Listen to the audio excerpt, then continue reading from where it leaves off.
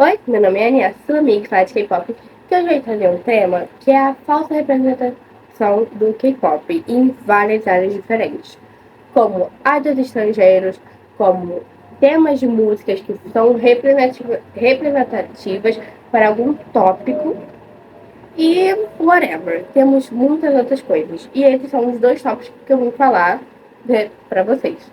O primeiro é que eu queria falar são idols diferentes do padrão.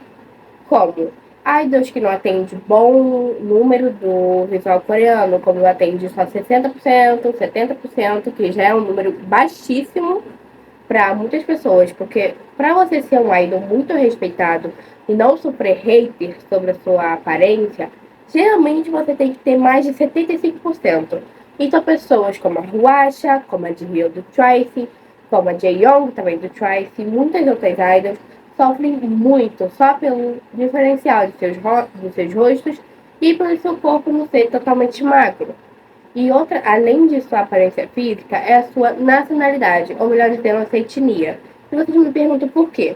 No K-pop, geralmente, K-pop significa pop coreano. E existe vários outros pops, como G-pop, C-pop, até V-pop, que seria pop brasileiro. E uma coisa que é muito comum no K-pop são outros idols de outras etnias além da coreana, como muito comum atualmente chineses, japoneses e etc. Porém, ainda assim, essas pessoas que não são coreanas recebem muito hater simplesmente por não ser coreanas. E isso é um ponto muito falso do K-pop, porque eu vou dar um exemplo. O Twice, ele tem uma line-up japonesa. E as membros japonesas antigamente recebiam muito hater por serem japonesas ou não ter um sotaque muito bom. No caso, não ter um coreano perfeito, sabe, esplêndido. Então, essas três membros, que são a menina, a Sana e a Momo, que são as japonesas, sem contar a Kisui, que é taiwanesa, são muito massacradas simplesmente por serem dessa etnia, por serem dessa nacionalidade que elas são, onde elas nasceram, onde elas viveram, onde elas cresceram. E elas largaram o país delas e foram para a Coreia para seriado. Então elas foram para o 16, passaram, mas isso é a história do Twice, que eu não vou entrar em contexto aqui. E às vezes essas pessoas do Vietnã sofrem hate de outras pessoas do Vietnã, porque ainda existe poucos, são poucos, mas ainda existe idols vietnameses, eu acho que é assim que se fala, me perdoem se eu errar alguma palavra, eu sou um pouco ruim, porque eu tenho uma língua meio presa. E pessoas japonesas, principalmente, e principalmente taiwaneses, que sofrem muito hate do próprio Taiwan e da própria China, porque tem um mini confronto. Se você não sabe, Taiwan era um território da China, e aí se separaram para virar um país independente, mas ainda tem esse mini conflito. E ainda há muitas pessoas que não conseguem pensar. Gente, K-pop agora abrange um monte de gente. Outro exemplo pra você. Teve uma época que estourou, no começo desse ano, que estourou pra caramba contas, tipo, ajudando futuros trainees, ajudando futuros idols. De pessoas que queriam ser idols, mas são brasileiras. Ai, são argentinas, que não sei o quê. Aí os outros massacravam, falando, nossa, você nunca vai ser idol, que você não tem isso, que você... Gente, whatever. O K-pop, ele deixou de ser pop coreano em si pra ser um estilo, só um estilo de pop que canta em coreano ou em inglês.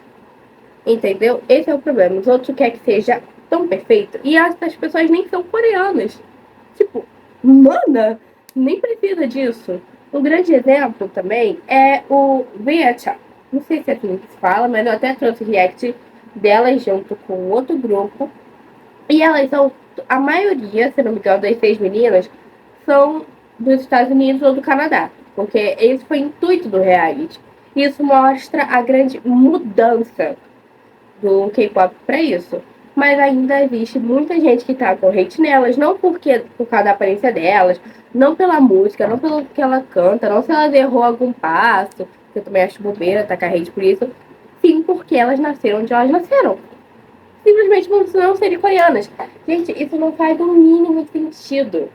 E ainda mais agora, indo para o segundo tópico, é a falta de representatividade em músicas. Esse é um tópico interessante para se falar. Existem várias músicas falando sobre relacionamentos abusivos, sobre o mundo que a gente vive, sobre as dificuldades de ser idols, sobre romances não padrões do mundo. E mesmo assim é tudo falso. Um termo para isso se chama Pink Money. Pink Money é um termo onde as pessoas fingem ser de, algum, de alguma minoria, para simplesmente, uau, ai, olha como eu sou dessa minoria, me dê dinheiro. Se aproveitando dessa minoria para ganhar dinheiro sem se representar. Um grande exemplo, ultimamente, é a falsa representatividade em algumas músicas, como Monster, Don't Touch Me e. Qual a outra? Cartela, sabe? Tintilê. Eu não vou cantar aqui porque eu não sei cantar. Mas tudo bem, essas músicas, ultimamente, tem muito fanservice. Ou, melhor dizendo, tem muito Pink Money.